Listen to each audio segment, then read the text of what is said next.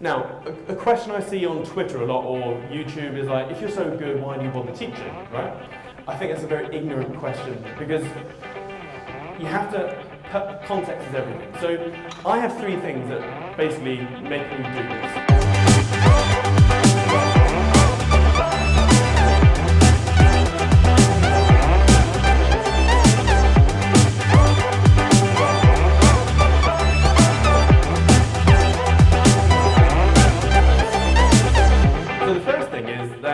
Money isn't my goal. So the thing that gets me out of bed every day is because I think the schooling system across the world is shit.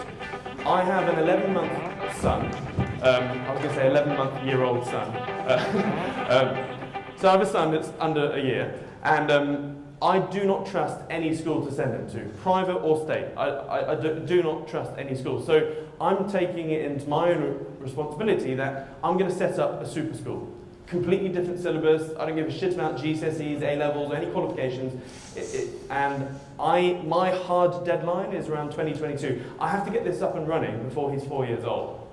So that's the thing that drives me. And I don't know the blueprint, but what I do know is that the schooling system is gearing up our kids to chuck them into the employment sector. Now, to do the old adage of do well in school, get good grades, get a good job, work forever, and then retire on a big fat pension.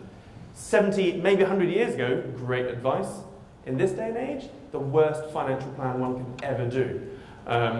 I call it the 40-40-40 plan. It's where you work 40 hours a week for 40 years to end up retiring on a pension 40% of what you struggled to live on in the first place. Why aspire to be rich when you're in 40 years' time? It's time inefficient.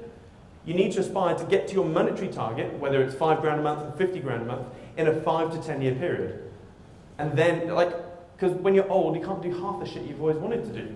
So you need to focus,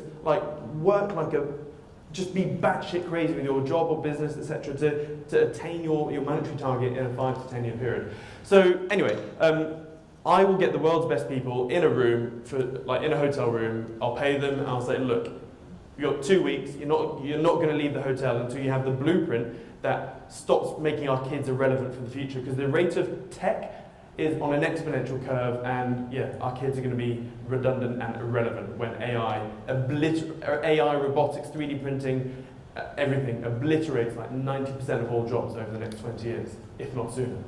Thank you. So just quick one.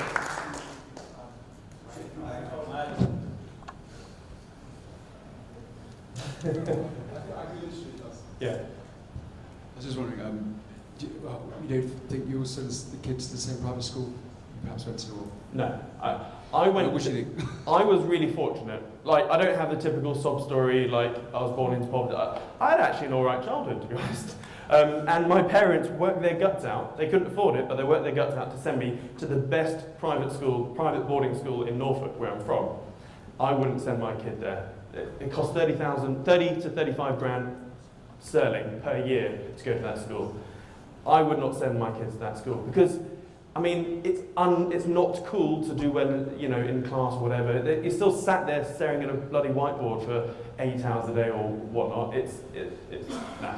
I don't trust any school, so I'm just going to build my own.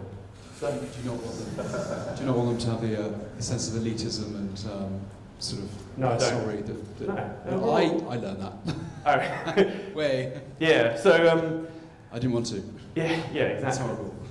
And the thing is, in a world where computers will take over the world with AI, etc., in order for a human to be relevant in 20, 40 years' time, is to basically be a creator.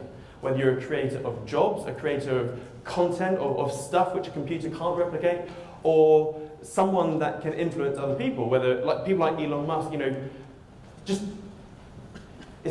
we're not going to focus on grades so they can get a good job, etc. It's basically to focus on skills that will enable them to be relevant and help others.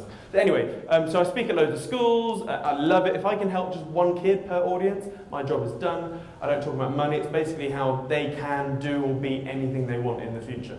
And that's a really important message, because they go home and their parents go, no, that's bullshit. Just be a plumber like I was, you'll be fine, blah, blah, blah. So yeah, I did a TEDx talk on this, and that was a Marmite presentation. Half the audience hated me, half the audience liked it. So as Ryan correctly said, and another guy said, age-old comment, I've gone blank, I forgot. Basically, you don't try and convince anyone. Just go for the believers, those that agree with you, and you don't need to basically convince and push things onto everyone.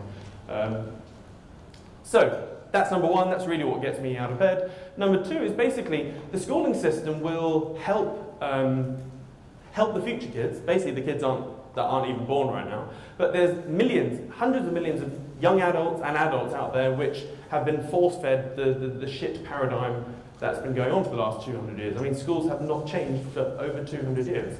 And so I need to get out to these people, because if I can educate these people, that will then filter down to the younger kids. So RT, the realistic trader, our community we've built up is way more than trading. Trading is just a tiny little thing. It's we encompass a lot of things, which is why I love what Ryan and Sasha do.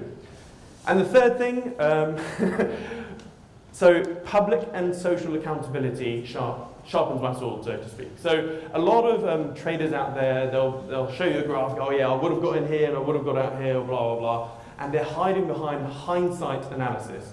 Basically, this is what I would have done. I hate that. So every single trade I place, I make a video, I do a screen grab, I make a video of the markets and exactly what I'm thinking. I place the trade, and then I text that trade out with the entry and exit criteria and everything to all of my students, live in real time. I can't hide behind anything. So everyone sees me lose, everyone sees me win, and that way, everyone sees that I'm as open as you can be when it comes to trading. And the feedback is addictive, honestly. You can't buy that shit. Vicky's read a lot of the emails. Every week we'll get an email that says, oh my God, you've changed my life, blah, blah, blah. And that, oh yeah.